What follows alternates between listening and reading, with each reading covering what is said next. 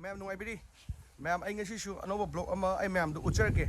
Hauji se summer ni dana ko. Hauji khoi ki kalen tha ne ba ko. Adu dana akhoi na che anu ki khoi ki summer kitchen lay ba ko. Mogi yum manung ki kitchen chakhum nan nataba. Khoi ki kalen tha da khoi ma'am pullaga sa yairaga chabam sa ya ge share. Adu do khoi ki thong ge share any apam ba khoi ma. Do tongana khoi ki summer gi kitchen lay ba ko. Adugi kitchen da khoi se biryani che anuna biryani sem ge haiba adugi summer kitchen do kama mai thunge do ai mena sum uchar ke asi khoi gi let niya cook ni ka we si khoi gi mogi maron summer kitchen se khoi gi ado ai mem da si je loi hu yeng bi mem thagat chari so bu je putho ge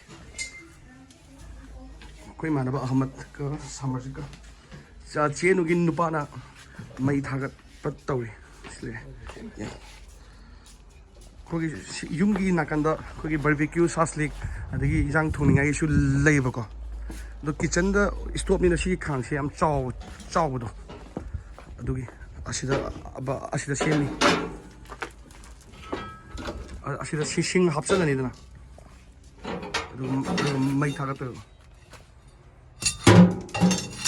너 ꯌꯥꯝꯅ ꯐꯕ ꯑꯃ ꯍꯥꯏꯔꯒ ꯆꯦ ꯑꯅꯨꯒꯤꯀꯣ ꯁꯤꯗ ꯑꯩꯈꯣꯏꯒꯤ ꯁꯤꯡ ꯃꯌꯥꯝ ꯂꯩꯁꯦ ꯑꯝꯇ ꯃꯥꯡꯍꯟꯗꯕꯗꯣ ꯑꯁꯤ ꯌꯥꯝ ꯐꯩ ꯁꯥꯏꯁꯦ ꯑꯩꯈꯣꯏꯒꯤ ꯁꯝꯃꯔꯒꯤꯀꯣ ꯁꯨꯃꯥꯏꯅ ꯑꯩꯈꯣꯏ ꯀꯥ ꯃꯆꯥ ꯑꯃ ꯁꯨꯃꯥꯏꯅ ꯍꯥꯞꯄꯤꯁꯦ ꯁꯝꯃꯔꯒꯤ ꯑꯩꯈꯣꯏꯒꯤ ꯁꯥ ꯌꯥꯏꯔꯒ ꯆꯥꯔꯁꯨ ꯑꯗꯒꯤ ꯀꯩꯅꯣꯝꯃ ꯒꯦꯁ ꯂꯥꯛꯑꯁꯨ ꯀꯩꯅꯣꯝ ꯆꯥꯅꯤꯡꯕꯗꯣ ꯑꯩꯈꯣꯏꯒꯤ ꯃꯤ ꯃꯌꯥꯝ ꯁꯤꯗ ꯄꯨꯟꯕ ꯌꯥꯔꯦ ꯑꯗꯨꯗꯨꯒ ꯑꯁꯤꯒꯤ ꯃꯊꯛꯁꯦ ꯑꯁꯤꯗꯁꯨ ꯑꯗꯨꯝ ꯒꯦꯁ ꯂꯥꯛꯑꯒ ꯂꯩꯕ ꯃꯇꯨꯡꯗ ꯍꯧꯖꯤꯛꯄꯨꯗꯤ ꯁꯦꯝꯗ꯭ꯔꯤꯕꯀꯣ ꯍꯧꯖꯤꯛ under develop ꯍꯥꯏꯇꯥꯔꯦ ꯑꯗꯨꯒꯤ ꯃꯇꯨꯡꯗꯕꯨꯗꯤ ꯁꯦꯝꯃꯅꯤ ꯑꯁꯤꯒꯤ ꯃꯊꯛꯁꯤꯁꯨ ꯑꯗꯨꯝ Ahmad, you feel good? Yes?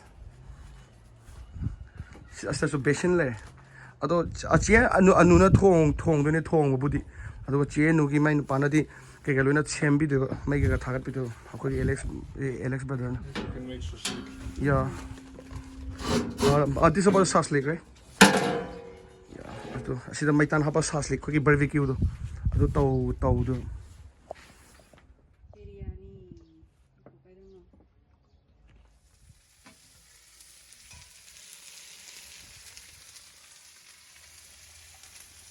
Tilaw sa nam ngore ko.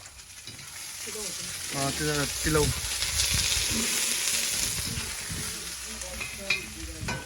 Na le kogi si mafams.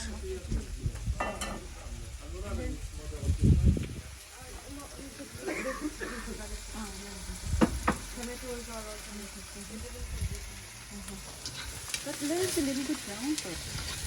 Si grinder tak hai ra. Mint, garlic, ginger, Mint, garlic, ginger paste.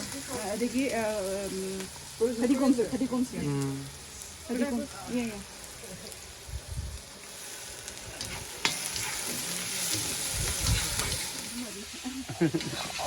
Summer na ngau gre yan.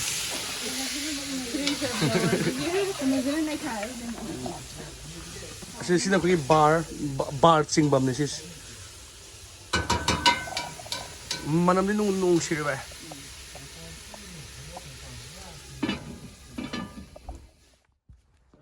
Ahmad давай.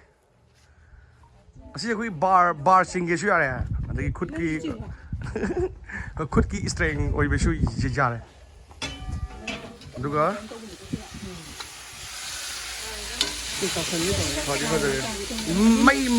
Mayam sai ko.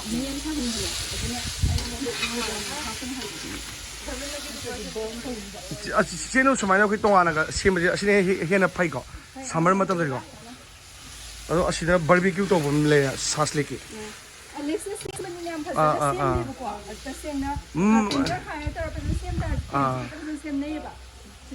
Adigi ai am kalak sabaga sigi sing me ade cheno.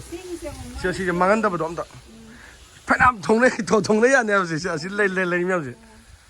Forest na pina forest is dum collect ko yai. Talaga free tara le.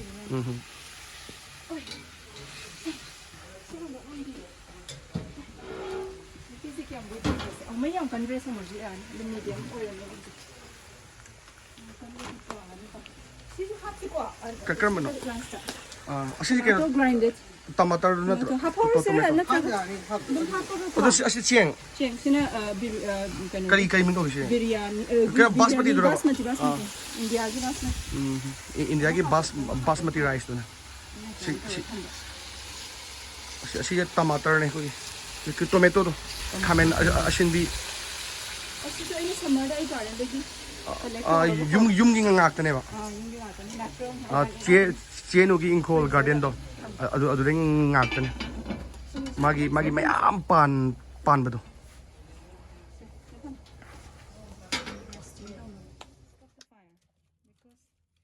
May siya mumut talaga.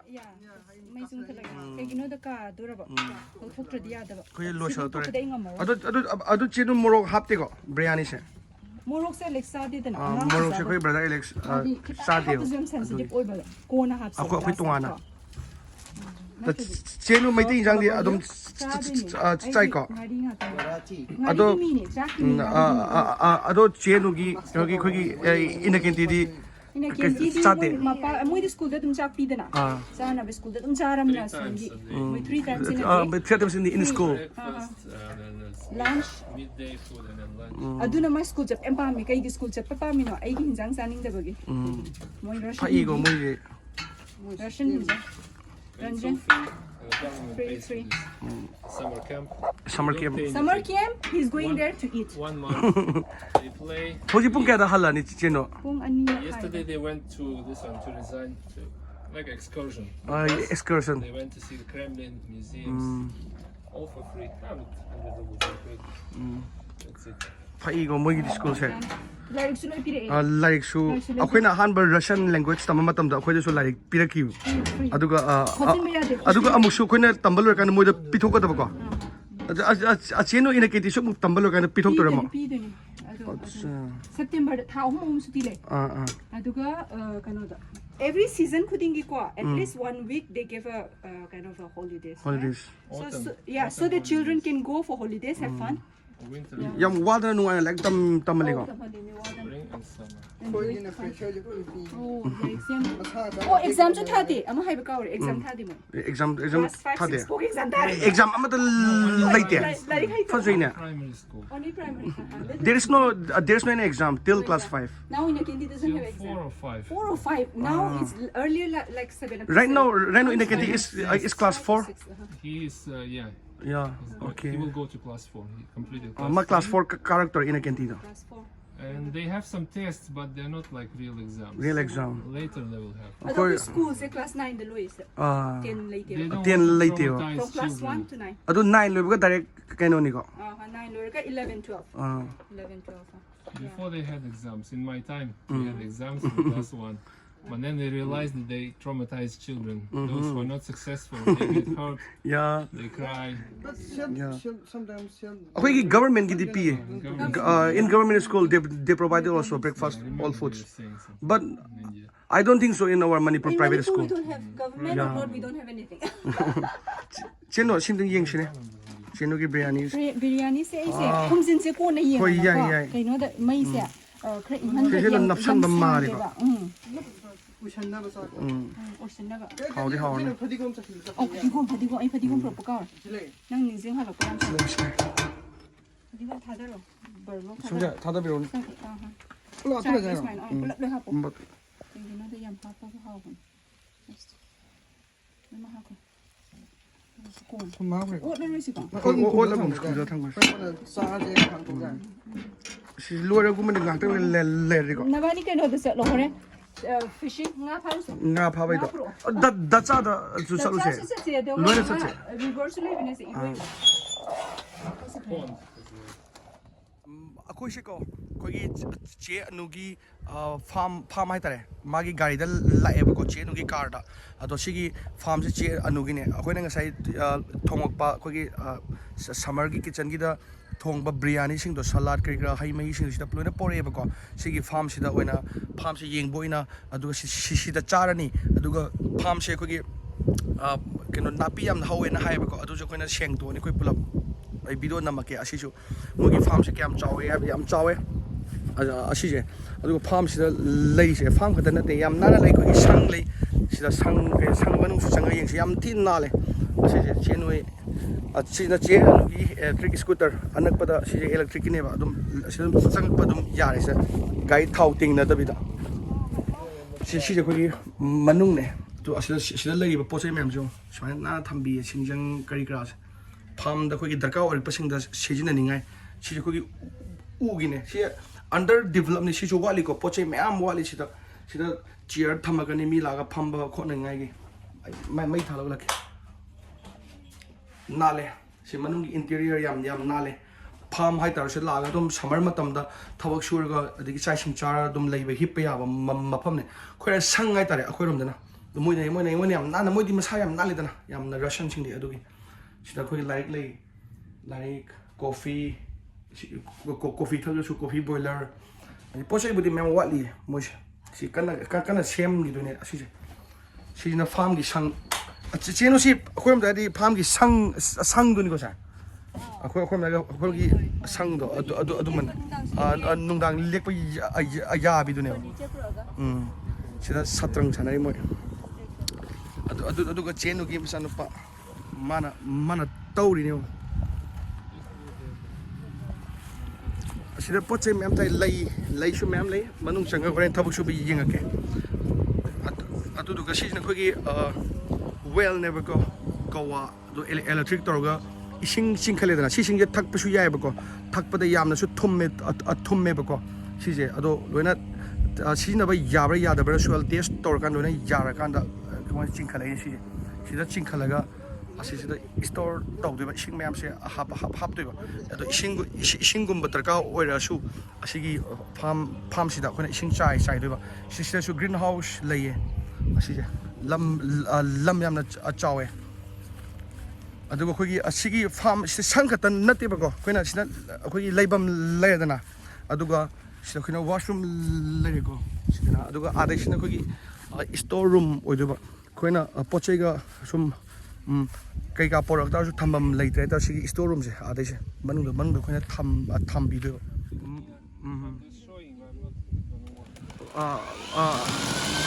ꯑꯁꯤꯁꯦ ꯑꯩꯈꯣꯏꯒꯤ ꯑꯦꯂꯦꯛꯇ꯭ꯔꯤꯛꯀꯤꯅꯦ ꯑꯩꯈꯣꯏꯔꯣꯝꯗꯅ ꯑꯌꯥꯝꯕꯅ ꯀꯩꯅꯣꯅ ꯁꯤꯖꯤꯟꯅꯩꯅ ꯊꯥꯎꯒꯤꯗꯣꯏꯅ petrol ꯍꯥꯞꯄꯒ ꯁꯤꯁꯤꯅ ꯑꯩꯈꯣꯏꯒꯤ ꯋꯦꯌꯔ ꯌꯥꯝ ꯁꯥꯡꯉꯦꯕꯀꯣ ꯁꯤꯗꯕꯨꯗꯤ ꯋꯦꯌꯔ ꯑꯁꯥꯡꯕꯗꯣ ꯍꯥꯞꯇ꯭ꯔꯤ ꯑꯁꯥꯡꯕꯁꯨ ꯂꯩ ꯋꯦꯌꯔ ꯑꯁꯥꯡꯕ ꯍꯥꯞꯄꯒ ꯁꯨꯃꯥꯏꯅ ꯑꯃꯣꯠ ꯑꯀꯥꯏ ꯂꯣꯏ ꯁꯦꯡꯗꯣꯛꯀꯗꯣꯏꯅꯤ ꯁꯤꯁꯦ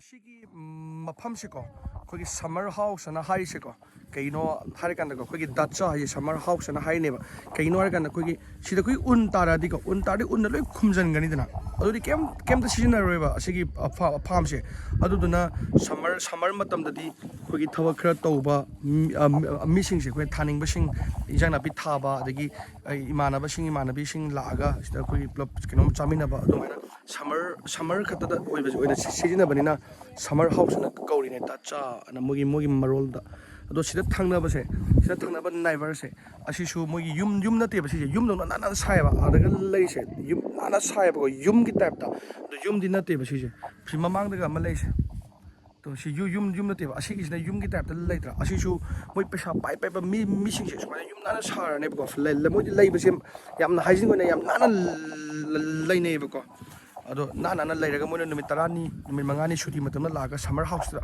सी समर खक्तगीदा ओइना फोकस तौबा हाइतारे अदुगी अखोइजे सिदा हौजिक सिदा दचादा पुलप चामिनरनेबको अदो ngasai khoina semba biryani do asna leire aduga salad aduga hai mehi michu ma'am yor sis nene hai mehi ne sina squash Jihude chung squash traditional ki type ko black bread tegi seni pumalaga fajine fertilizer fermented to you dinati acha ithak ma male coco cola ita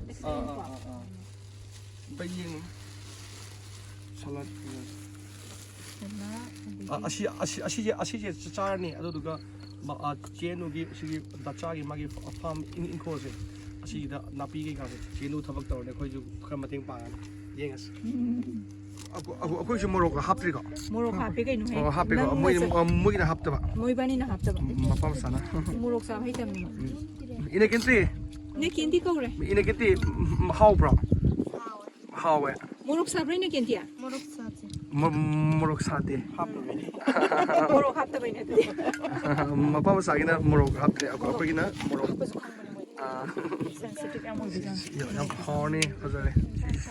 Chujak tilho alu adagi strawberry. Mayam thai makal.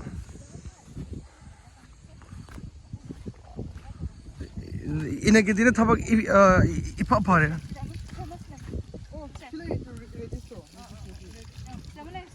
Ising sai ina kinti.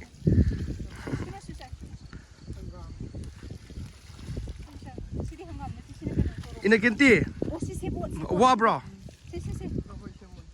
Hai na kinti. Wa bro. Ha. Why?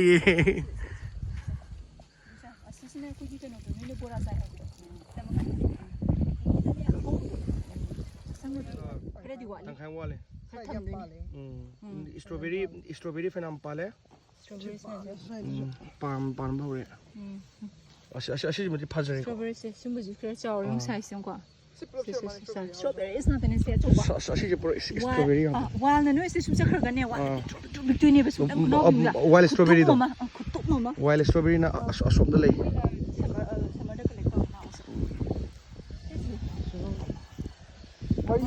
Saji ko farm ngatan. To chenugi ko storage pochai thambam sing do si je ulakyo. To ko yopa kari gra. Edagi phone pochai por asu ko. Sida thambe ba. Sida tham ga do. Sida ko ki knowledge khona ba. Asisina che anugi car ne. Asi car sina. I will do. Otherwise, I'll put. Garage na. Asi khoi chagai je khoi garage ne ba ko. Sina khoi wood asida khoi u na wood thara ne ba. Pillar hoina bani. Udugi makhong hoina bani ba. Ado makhong sai bet semam dangai ri ado sigi soil se. Black soil. Asida khoi workshop ki type tham doni ko. Sina ne moi khang ge ani moi garage am da sang operation sing se. Moi nupa me am se moi makhut massage am na.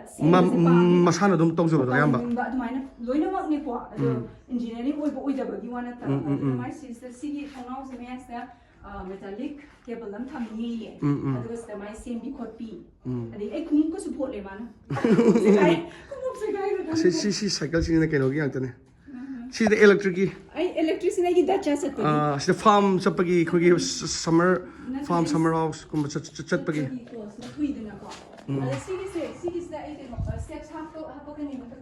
Stair asom da sul lei ko.